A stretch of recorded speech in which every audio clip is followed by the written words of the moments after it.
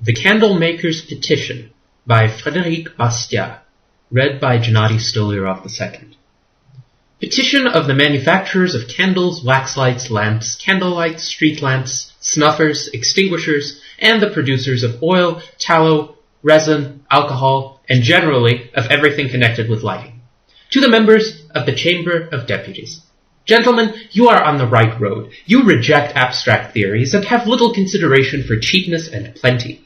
Your chief care is the interest of the producer. You desire to protect him from foreign competition and reserve the national market for national industry.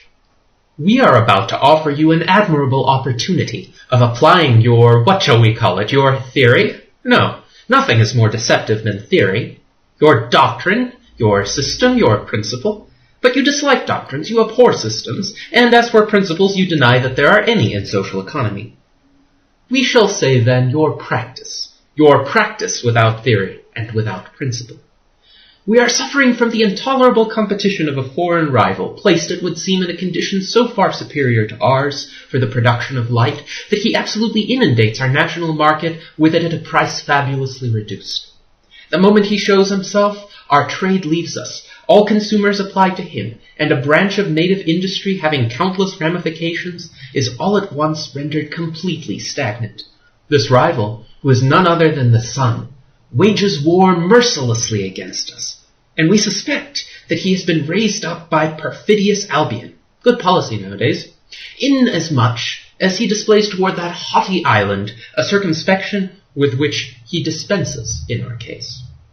What we pray for is that it may please you to pass a law ordering the shutting up of all windows, skylights, dormer windows, outside and inside shutters, curtains, blinds, bullseyes, in a word, of all openings, holes, clinks, clefts, and fissures, by or through which the light of the sun has been in use to enter houses, to the prejudice of the meritorious manufactures with which we flatter ourselves that we have accommodated our country, a country that in gratitude ought not to abandon us now to a strife so unequal.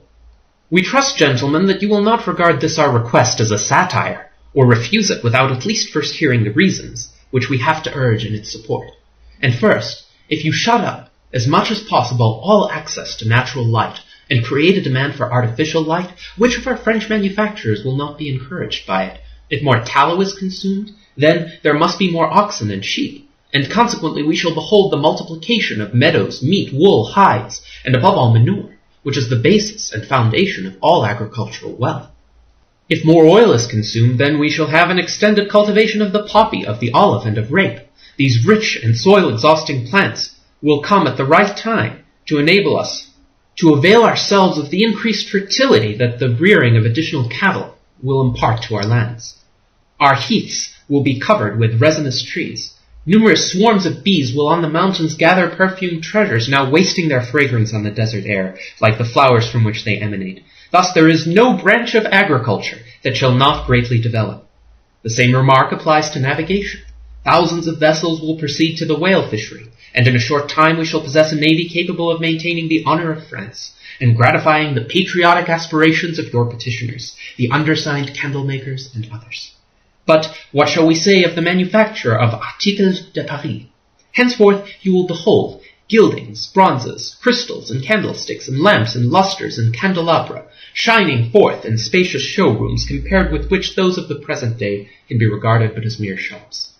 No poor resineer from his heights on the seacoast, no coal miner from the depth of his sable gallery, but will rejoice in higher wages and increased prosperity.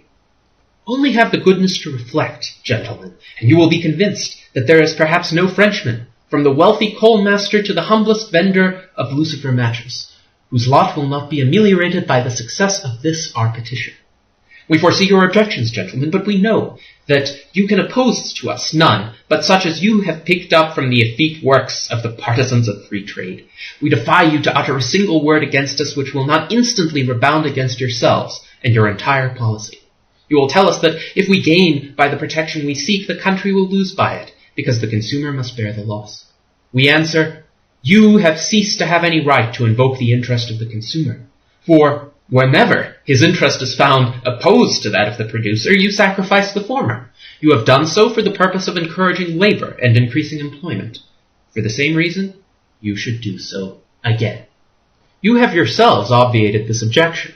When you are told that the consumer is interested in the free importation of iron, coal, corn, textile fabrics, yes, you reply, but the producer is interested in their exclusion. Well, be it so. If consumers are interested in the free admission of natural light, the producers of artificial light are equally interested in its prohibition.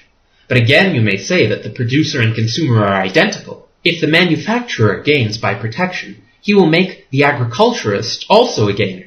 And if agriculture prospers, it will open a vent to manufacturers. Very well. If you confer upon us the monopoly of furnishing light during the day, first of all, we shall purchase quantities of tallow, coals, oils, resinous substances, wax, alcohol, besides silver, iron, bronze, crystal, to carry on our manufactures.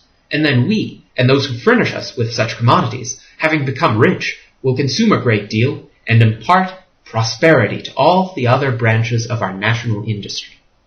If you urge that the light of the sun is a gratuitous gift of nature, and that to reject such gifts is to reject wealth itself, under pretense of encouraging the means of acquiring it, we would caution you against giving a death blow to your own policy.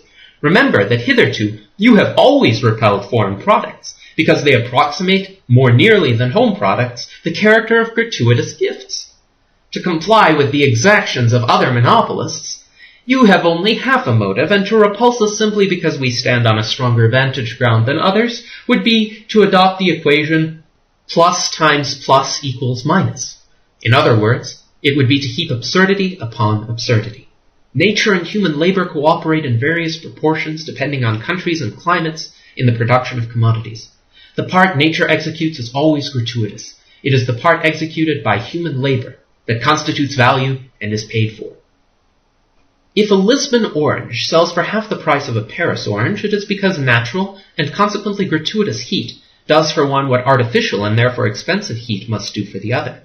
When an orange comes to us from Portugal, we may conclude that it is furnished in part gratuitously, in part for an onerous consideration. In other words, it comes to us at half prices compared with those of Paris. Now, it is precisely this semi-gratuity, pardon the word, that we contend should be excluded. You say, how can national labor sustain competition with foreign labor when the former has all the work to do, and the latter only does one half, the sun supplying the remainder? But if this half, being gratuitous, determines you to exclude competition, how should the whole, being gratuitous, induce you to admit competition?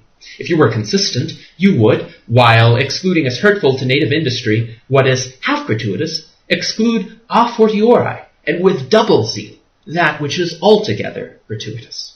Once more, when products such as coal, iron, corn, or textile fabrics are sent us from abroad, and we can acquire them with less labor than if we made them ourselves, the difference is a free gift conferred upon us.